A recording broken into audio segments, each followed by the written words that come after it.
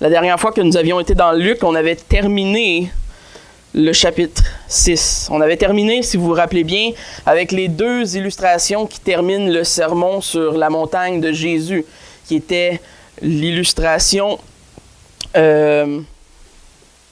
du roc, de la maison sur le roc. Ça fait un petit bout, moi aussi, là. Tourner dans mon passage, premièrement, là. Puis après le sermon sur la montagne, Jésus quitte. On voit que, on va le lire bientôt, là, mais on voit que Jésus quitte pour Capernaum. Et évidemment, des fois, le danger, c'est de ne pas connecter tout ça ensemble, mais on voit qu'il y a 3 connexions entre le chapitre 6 qui se termine et le chapitre 7 qui commence. On voit une connexion temporelle, c'est-à-dire que après avoir achevé tout ce discours devant le peuple, ceux qui l'écoutaient, Jésus entra dans Capernaum. Donc on voit qu'il y a un court temps, un court délai qui semble s'écouler entre le temps où Jésus termine le sermon sur la montagne et où il entre à Capernaum. Donc on ne sait pas exactement, le texte ne nous dit pas exactement combien de temps, mais on sait que c'est pas très longtemps après. Il y a une connexion géographique aussi. On sait que Capernaum était proche de l'endroit où Jésus a donné le sermon sur la montagne. Et évidemment, le plus important, la connexion la plus importante est celle qui est thématique. Évidemment, Luc revient sur le même thème, essentiellement, avec lequel il a quitté dans le sermon sur la montagne, avec ses 2 illustrations. Et il revient dans le chapitre 7 avec ce qu'on pourrait décrire peut-être comme une application très réelle et très pratique et tangible de ce qui vient de finir d'enseigner sur le sermon sur la montagne. Le chapitre 6 se termine avec une illustration de la foi chrétienne. On dit qu'on est fondé sur le roc. On a expliqué que le roc en soi était une image de Jésus-Christ. Et comment il est inébranlable, cette fondation qui est bâtie, on creuse et on va rejoindre quelque chose de solide, pas simplement bâtir la maison sur le sable. Et l'exemple du centenier, ce qu'on va lire, est un exemple d'un modèle de cette foi qui nous a été illustré, mis en pratique.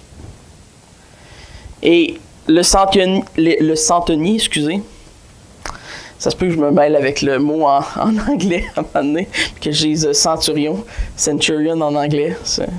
On dirait que ça vient facilement dans mon esprit. Mais le centenier exemplifie cette foi solide qui est illustrée dans la fin du sermon de Jésus sur la montagne. Et donc, on va lire les versets 1 à 10 ce matin. Après avoir achevé tous ses discours devant le peuple qui l'écoutait, Jésus entra dans Capernaum. Un centenier avait un serviteur auquel il était très attaché et qui se trouvait malade sur le point de mourir. Ayant entendu parler de Jésus, il lui envoya quelques anciens des Juifs pour le prier de venir guérir son serviteur. Ils arrivèrent auprès de Jésus et lui adressèrent d'instantes supplications, disant « Il mérite que tu lui accordes cela. » Car il aime notre nation et c'est lui qui a bâti notre synagogue. Jésus, étant allé avec eux, n'était guère éloigné de la maison quand le centenier envoya des amis pour lui dire « Seigneur, ne prends pas tant de peine, car je ne suis pas digne que tu entres sous mon toit. C'est aussi pour cela que je ne suis pas cru digne d'aller vers toi en personne. Mais dis un mot et mon serviteur sera guéri. Car moi qui suis soumis à des supérieurs, j'ai des soldats sous mes ordres. Et je dis à l'un, va, et l'autre, viens. Et il vient. Et à mon serviteur, fais cela, et il le fait. Lorsque Jésus entendit ces paroles, il admira le centenier, et se tournant vers la foule qui le suivait, il dit, je vous le dis, même en Israël, je n'ai pas trouvé une aussi grande foi. De retour à la maison, les gens envoyés par le centenier trouvèrent guéri le malade qui avait été malade. Le serviteur qui avait été malade, excusez. Et donc, comme on vient de lire, le centenier, je ne sais pas si, comme le mot le dit, centenier, c'est imagé, là, il n'était peut-être pas physiquement en charge de exactement 100 soldats, mais c'était un homme qui était dans l'armée romaine ce qu'on pourrait peut-être appeler l'équivalent d'un capitaine dans notre armée à nous. Il était en charge de plusieurs soldats. Il était pas en charge de milliers de soldats, mais quelques centaines de soldats qui étaient sous ses ordres. Et donc, c'était une position mitoyenne, pas une grande position d'honneur dans l'armée, mais ce n'était pas un simple soldat. Donc, il avait une certaine prestance, si on peut dire. Il a un serviteur, cet homme, ce que le texte nous apprend, un serviteur qui, de toute évidence, avec sa réaction, semble beaucoup aimer. Un serviteur qui aime personnellement. Et on le voit par la façon dont il réagit. Donc, ça ne semble pas être un simple esclave, comme dans le sens où il n'avait aucun égard à sa vie, puis qu'il va juste prendre un autre esclave parce qu'il y avait de l'argent pour en avoir. Mais de toute évidence, c'était probablement un homme qui avait quand même une certaine richesse pour avoir un esclave, pour avoir des biens, une maison. Mais néanmoins, on voit en lui une attitude, un cœur troublé par la maladie de son serviteur. Et c'est mis en évidence, évidemment, par son désir et la façon dont il va chercher une solution pour mettre en œuvre la guérison de ce serviteur. Mais la raison première qui va le pousser à aller vers, pas lui aller évidemment, mais à envoyer des gens vers Jésus. Et donc, on voit que dans tout ça, c'est pas seulement une recherche égoïste ou purement pragmatique. C'est pas qu'il voulait sauver le serviteur parce qu'il était utile, le serviteur. Il y a vraiment un attachement qui est manifesté envers ce serviteur. Et donc, comme la plupart des gens autour de lui, probablement qu'il avait entendu parler, il avait peut-être probablement vu Jésus à l'œuvre et les miracles de Jésus. Et donc, on sait au minimum qu'il connaissait la réputation de Jésus et qu'il connaissait ce que Jésus avait accompli comme œuvre miraculeuse durant son ministère sur terre. Parce qu'il désire la guérison de son bon serviteur. Mais on voit dans ses paroles qu'il ne croit pas essentiellement que Jésus va prendre le temps de guérir le serviteur d'un gentil. Et c'est mis en évidence cette pensée par le fait qu'il envoie les anciens du peuple juif voir Jésus. Comme s'il essayait de convaincre Jésus en envoyant ces hommes, ces gens du peuple juif. Comme s'il allait avoir un peu plus l'attention de Jésus parce que ces hommes étaient les hommes de la nation juive. C'est pas juste moi qui imagine l'écho, là. 1, 2. Je pensais qu'on avait réglé le problème, finalement. On dirait que le son, il monte à chaque fois. Et donc, le centenier croit réussir à atteindre et avoir l'attention de Jésus en envoyant ces anciens juifs du peuple d'Israël, qui est le peuple de Jésus. Il se dit peut-être qu'eux, ils vont l'écouter. Parce que moi, je suis juste un gentil, puis en plus, je suis un soldat romain. Jésus ne voudra pas m'écouter, il ne voudra pas sauver mon serviteur. Et il veut convaincre Jésus de cette façon. Et il faut se rappeler qu'évidemment, on se met dans la peau de ce soldat romain, de ce centenier. Premièrement, les Romains n'avaient pas la meilleure réputation auprès des Juifs. Les gens de l'armée n'avaient pas la meilleure réputation auprès des Juifs. Et les Romains étaient, pour la majorité de l'histoire ici, considérés comme les oppresseurs. C'était ceux qui avaient conquis le pays qu'ils occupaient. On recommence.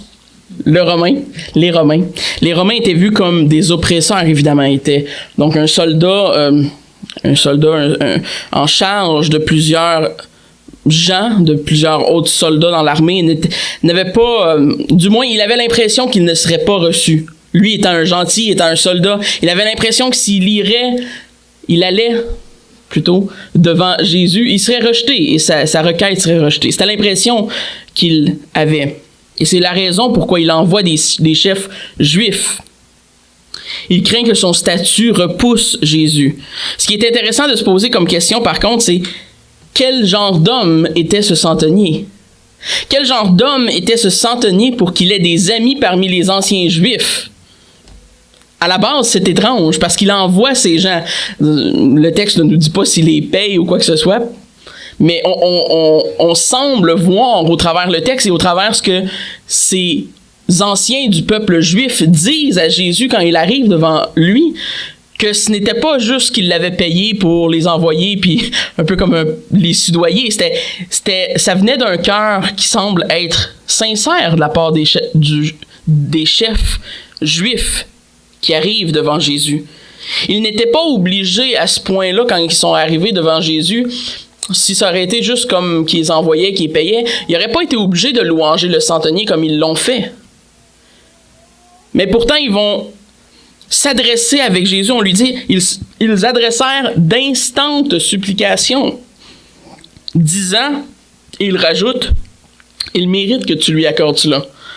Bon, on va voir plus tard que c'est plus ou moins un bon argument, mais ça démontre quand même le cœur de ces hommes juifs qui semblent réellement attachés à un homme, à un soldat romain, à l'oppresseur, à celui qui était considéré comme l'ennemi du peuple juif. Il parle de ce Romain comme si c'était un homme bien. Et ce qui démontre de façon effective la relation qui devait exister entre cet homme et le peuple juif dans la région qu'il habitait. Et donc, on voit que des anciens juifs du peuple juif supplient Jésus au nom de ce gentil qui est un soldat romain. Et donc, ce n'est pas une simple demande administrative, il le supplie avec instance. C'est pas juste « fais-le, s'il te plaît, t'es notre ami, on est tous juifs, guéris-le ». Il y a une supplication, il y a un cœur, il y a un désir de voir cette chose être accomplie. Et les deux raisons que ces Juifs donnent à Jésus pour venir et guérir le serviteur de ce centenier, c'est qu'ils lui disent « car il aime notre nation et c'est lui qui a bâti notre synagogue ». Évidemment, probablement qu'il avait un peu d'argent, probablement qu'il avait fait don de cet argent à des Juifs, à un peuple qu'il avait conquis, à un peuple sur lequel il habitait, sur les terres sur lesquelles il habitait. Un peuple qui était supposé, lui, être soumis d'une certaine façon. Et le portrait que Luc peint faisant ainsi, c'est qu'un soldat qui occupe le pays, un soldat romain, au lieu de mépriser ce petit pays, ce petit peuple, a réellement appris à aimer la nation juive. Il n'est pas israélite, mais il aime la terre et les gens où il se trouve.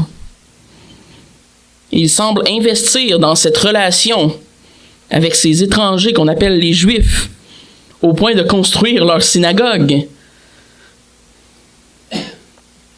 Et donc, de toute évidence, ce texte et Luc nous peint un portrait d'un homme qui est bon, un homme qui est droit, un homme qui est juste,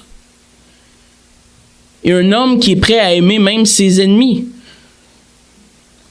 ou ceux qui étaient considérés ses ennemis du moins. Et un homme qui, réciproquement, assez étrangement, est aimé par ses ennemis. Il est aimé pour ce qui semble être sa moralité et son affection hors du commun pour le peuple juif.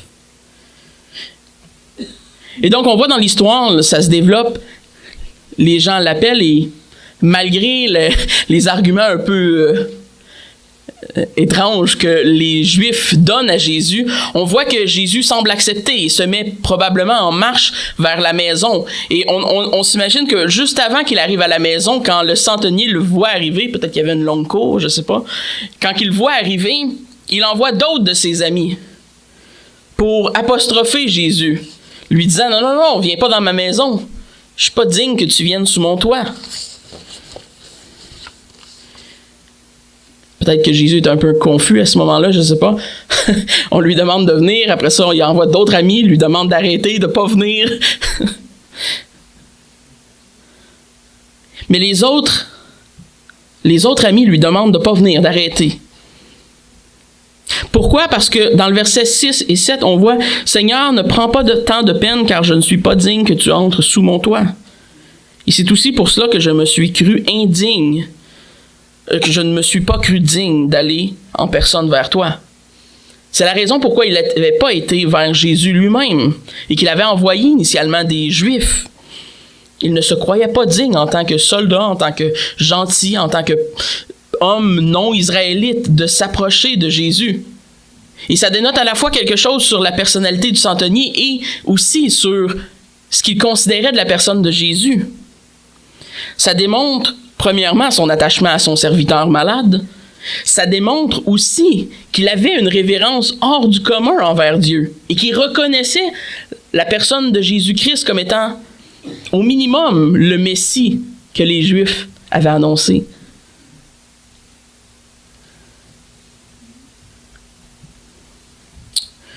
Jusqu'à maintenant, la nouvelle demande des amis de Jésus fait aucun sens. Sauf qu'à la fin du verset 7, il nous donne la vraie raison pour laquelle il arrête Jésus.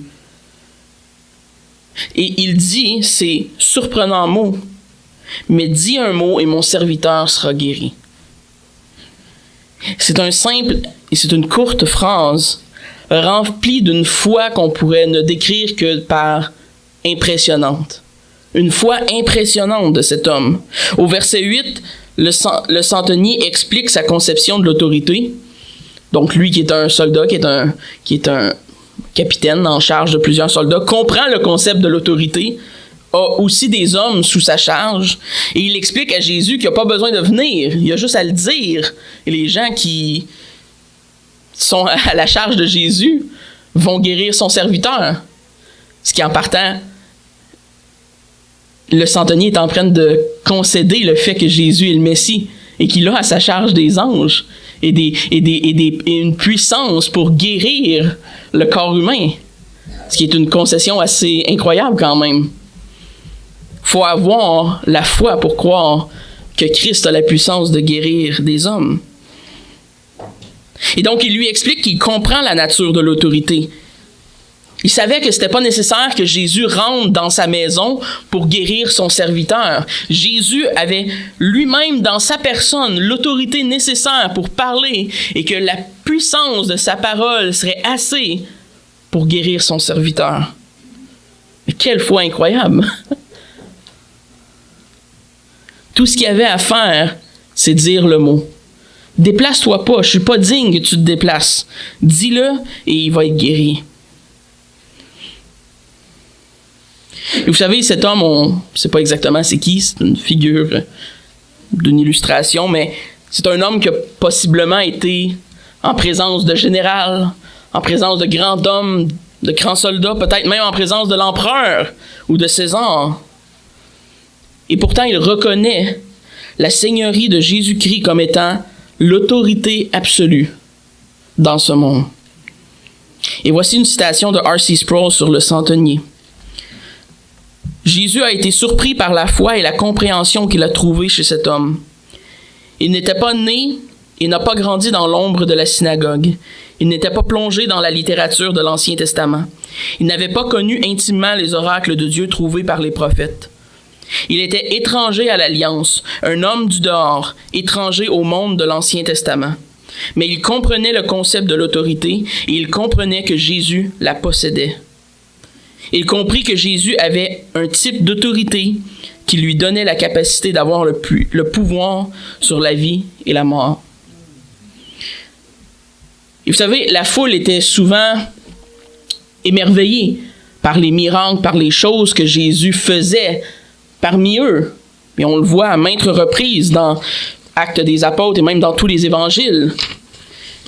Les gens ont entendu à maintes reprises la profonde sagesse qui habitait la personne de Jésus-Christ et ont été témoins et manifestes de la puissance dont Jésus avait à sa disposition par l'Esprit Saint. Mais personne n'avait réussi jusqu'à ce moment-là à saisir l'autorité du Christ comme le centenier l'a fait. Il a compris à lui seul ce qui a échappé tous les chefs religieux jusqu'à présent et tous les pharisiens du temps de Jésus qui étaient en sa présence depuis un bon bout de temps. Il a compris qui était Jésus. Et la manifestation évidente, il a compris que Jésus était la manifestation évidente de Dieu incarné et qu'il était tout-puissant.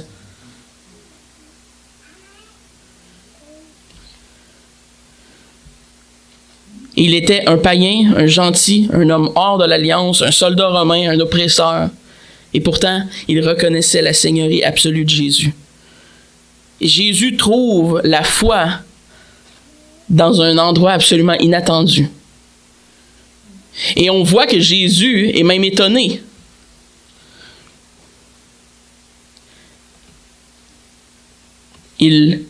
En fait, il n'est pas juste étonné, il est en admiration. Ce qui est beaucoup dire. Jésus admire cet homme. Parce que cet homme a compris ce que lui essaie de démontrer au chef des Juifs et à son propre peuple depuis tellement de temps. Je suis pas juste un autre prophète à la sauce je fais des miracles. Je suis le Messie, celui qui est dans l'Ancien Testament, celui qu'on a annoncé. Je suis tout-puissant, je suis Dieu incarné. Cet homme semble avoir compris la seigneurie de Jésus-Christ. Et c'est une remarque incroyable en soi que Jésus soit en admiration devant cet homme. Jésus, dans son humanité, a été marqué par la foi de cet homme envers lui. À un tel point qu'il se retourne et il dit à la foule, parce qu'il y avait tout le temps des foules qui suivaient Jésus, évidemment, il dit à la foule, et probablement aux Juifs qui étaient parmi cette foule, qu'il n'avait trouvé aucune foi aussi grande dans tout Israël.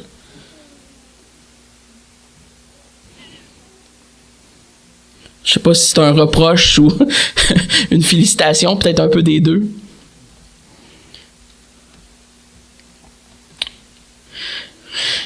L'histoire finit, évidemment, Luc nous certifie que l'homme a été guéri en question.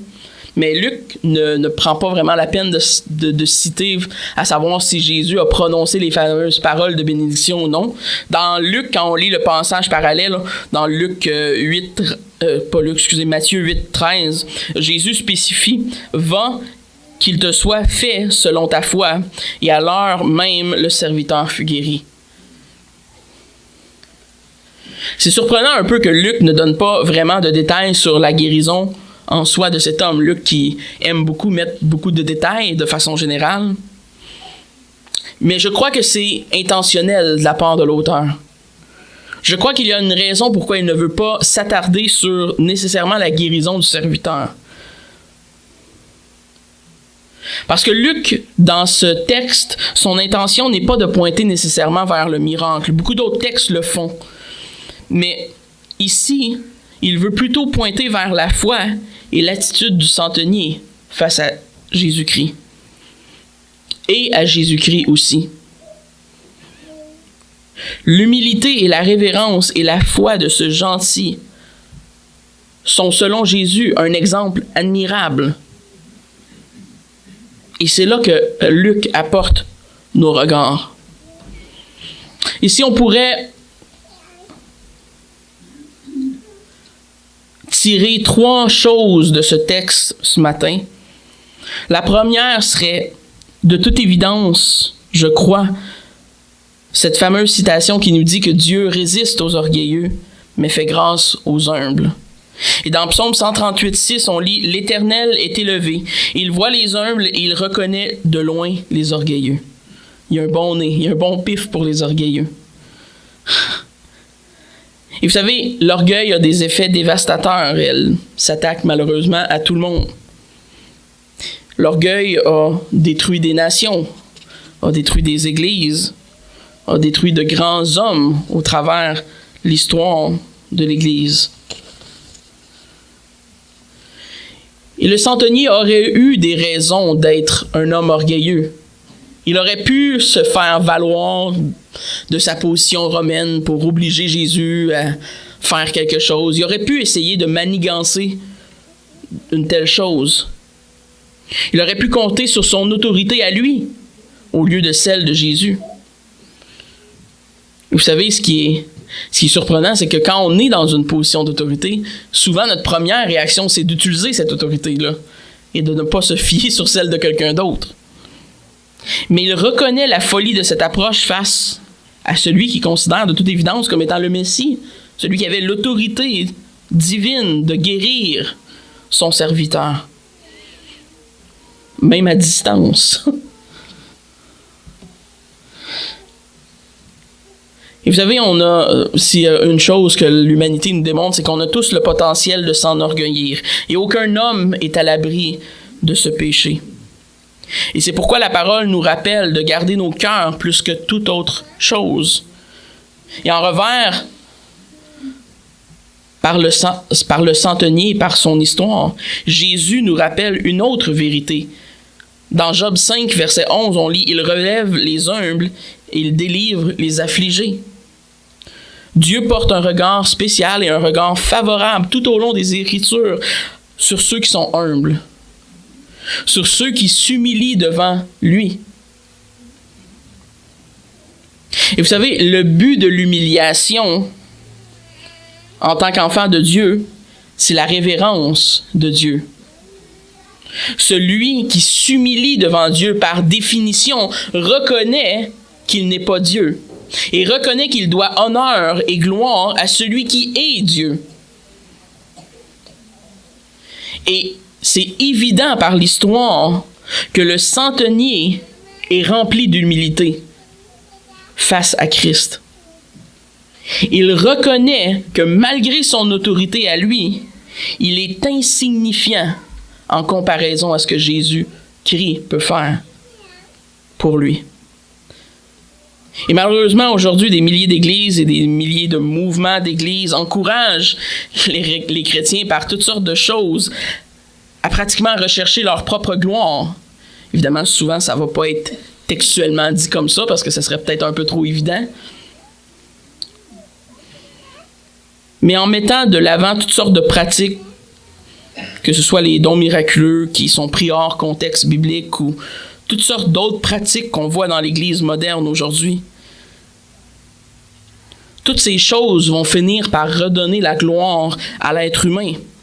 Et ces mouvements et ces idéologies qui sont dangereuses ont toutes une facette qui est toute la même. Elles nourrissent l'orgueil de l'homme. Elles nourrissent la gloire de l'homme. On est vu, on fait des choses, on est admiré. J'irais même jusqu'à dire que l'arménianisme nourrit l'orgueil de l'homme. Et malheureusement, ce n'est pas surprenant de voir que dans la plupart de ces mouvements où il y a des idéologies comme ça qui sont contraires à la parole de Dieu, le caractère des hommes qui dirigent ces églises sont souvent des gens imbus d'eux-mêmes. Rarement des gens humbles. Souvent, ils ont des jets, des millions de dollars, des grosses maisons, puis ils n'ont jamais vraiment connu la pauvreté abjecte et la souffrance du ministère, qui est souvent inhérente pour la plupart des gens qui œuvrent dans l'Église, au travers toute l'histoire de l'Église.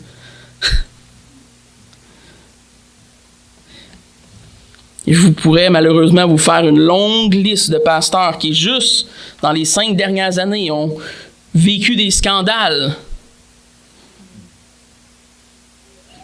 Et la réalité, c'est que la majorité d'entre eux étaient des hommes orgueilleux. Imbus de leur ministère, imbus de leurs œuvres, imbus de leurs églises, imbus de leur contrôle sur leur église, imbus de leur nombre de gens dans leur église. Et c'est facile d'être orgueilleux. Et l'homme peut devenir orgueilleux pour toutes sortes de raisons. Malheureusement pour l'homme, Dieu regarde au cœur et connaît les cœurs, contrairement à nous. Mais Dieu désire l'humilité de l'homme. Et bien que ça nous graffigne peut-être de l'admettre, Dieu n'a rien à battre de notre glorification. Dieu se fout complètement qu'on soit glorieux dans ce monde. Parce que toute la gloire est supposée de lui revenir. Et vous pourriez être des hommes et des femmes très ordinaires, vraiment plates, super ordinaires, là, et quand même trouver la faveur de Dieu dans vos vies. Parce que ça n'a rien à voir avec la gloire humaine. Dieu n'est pas impressionné par ce qui est grandiose pour les hommes. Il aime la révérence d'un cœur sincère. Il aime un homme qui regarde à Christ et qui dit « Ça, c'est le Seigneur. » C'est celui qui a l'autorité. Moi, j'ai de l'autorité, là. J'ai des gens, j'ai des soldats. Mais lui, là, il est Dieu. L'humilité est une qualité essentielle du chrétien parce qu'elle reflète premièrement la personne de Christ qui s'est humilié lui-même par amour pour sa création, pour nous. Et pour Christ qui nous donne dans son incarnation le modèle parfait d'humilité et de révérence à Dieu.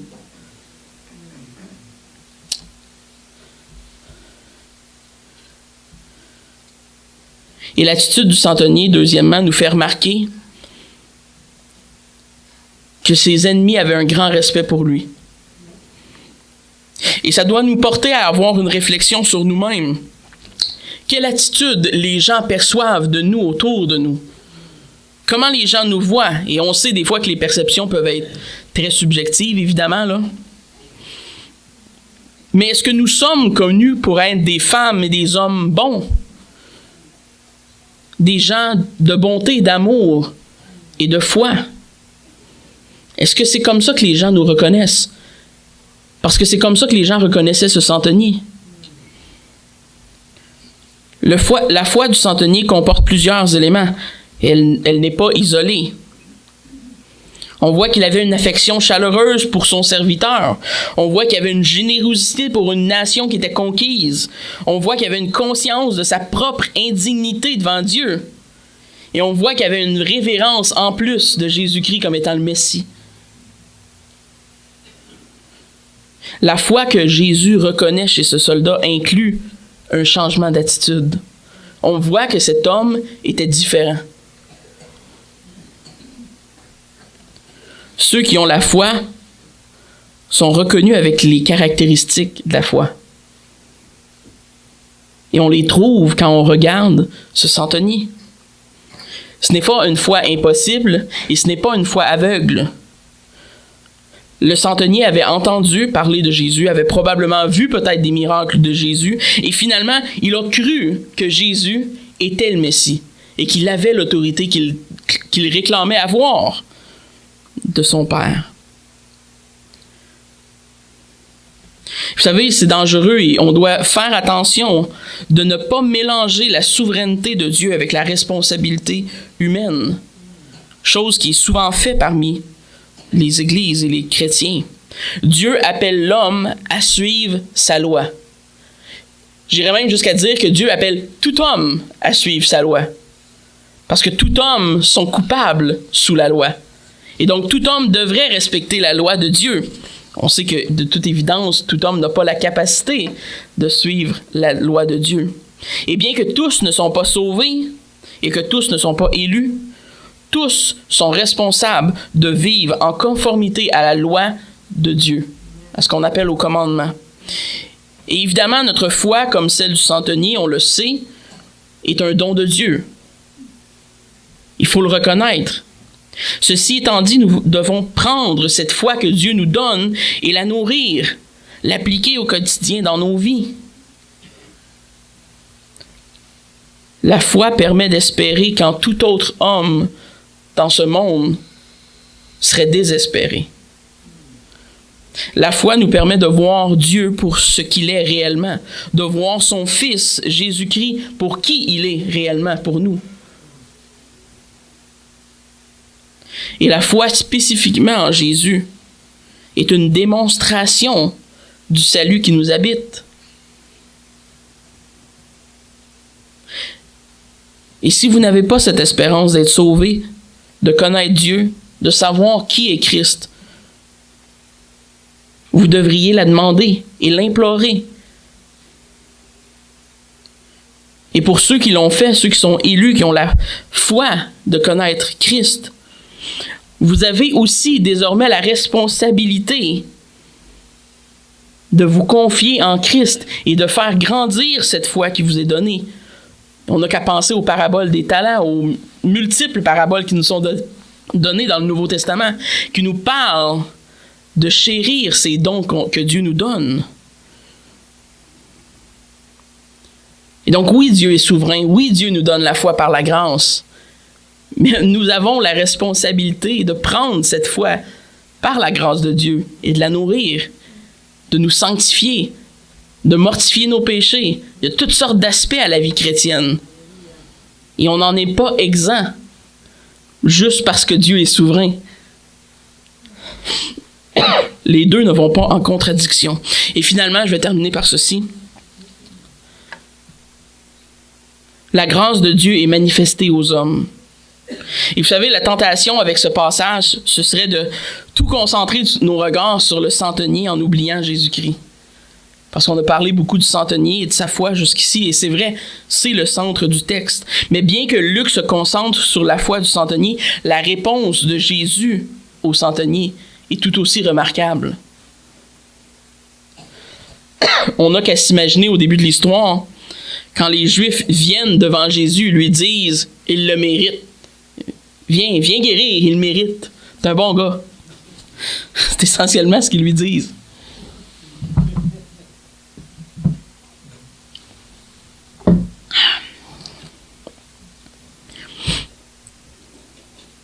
Évidemment, on comprend que c'est pas les paroles du centenier lui-même, là. Peut-être qu'ils ont beurré épais, je sais pas. Mais Christ aurait pu dire non. Christ aurait pu dire non. Il aurait pu dire non, il ne mérite pas. Et ça aurait été la fin de l'histoire. Personne n'y en aurait voulu, personne n'en aurait parlé. Tout le monde aurait compris que c'était un soldat romain puis que c'était pas grave.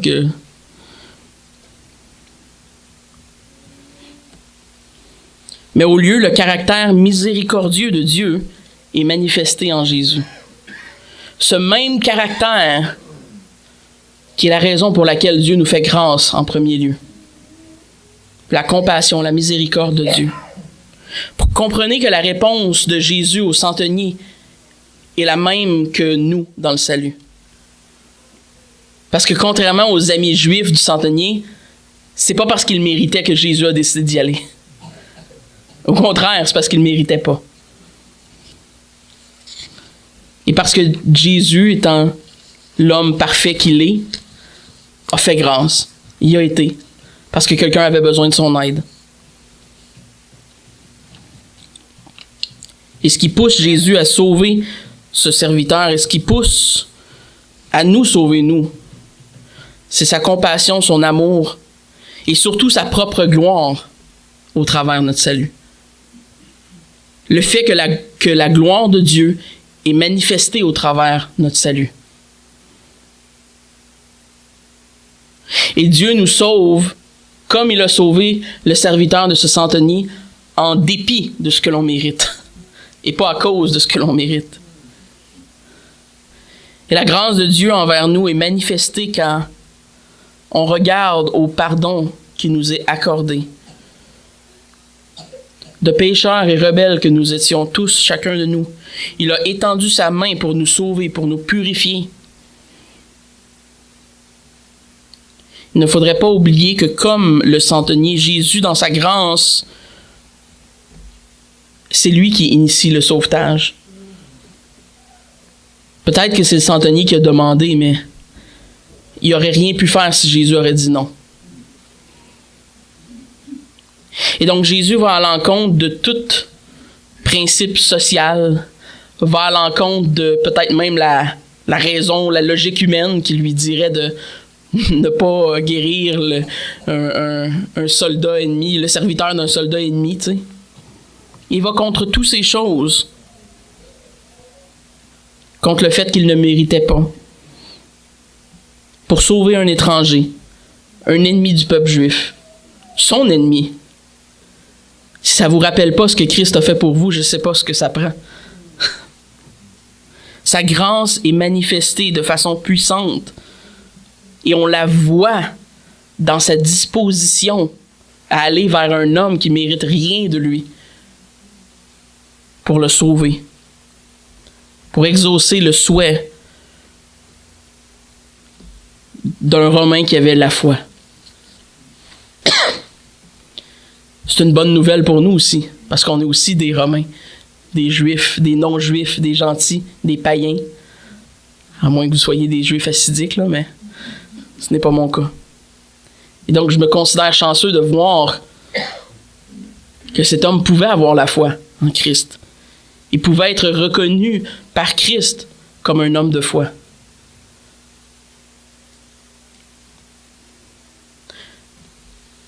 La foi, c'est aussi de reconnaître que la grâce de Dieu à notre égard était méritée. Et si nous croyons que nous sommes et que nous sommes persuadés qu'un jour nous serons justifiés et lavés de nos péchés, nous avons la foi. Et c'est parce que nous avons la foi que Christ a bel et bien pardonné nos offenses à la croix. Parce qu'il nous a fait don de cette foi que nous le croyons et que nous espérons qu'au jour de notre mort, pas seulement nous espérons, nous savons, nous avons l'assurance qu'au jour de notre mort, Jésus et le Père vont nous recevoir, non pas avec le châtiment qu'on aurait mérité, mais avec ce pardon, cette grâce qui a été manifestée à ce centenier et à ce serviteur. Prions. Merci Seigneur pour le caractère de ta personne, pour ce que tu es. Un être parfaitement juste, amour, miséricorde. Évidemment, on te concevoit, Seigneur, comme on concevoit un homme, mais on sait et on reconnaît, Seigneur, que tu es au-delà de ce qu'un homme est. Mais on ne peut que, Seigneur, reconnaître ta grandeur et ta divinité, ton amour pour nous et les effets de cet amour dans ta grâce. Merci de nous avoir sauvés. Merci de nous avoir accordé par ton Fils Jésus-Christ le pardon de nos péchés, de nous avoir justifiés de ces péchés. Seigneur, nous te prions comme cet homme, comme ce centenier, que tu trouves la foi en nous quand tu reviendras. Que, Seigneur, nous puissions être reconnus comme un peuple qui t'appartient. Et le peuple qui t'appartient est un peuple qui a la foi. Merci pour ta grâce. Merci pour le fait que tu nous accompagnes chaque jour dans nos manquements, dans nos difficultés. Tu nous relèves. Tu es patient. Sanctifie-nous, Seigneur, et fais de nous des hommes et des femmes humbles devant toi. Amen.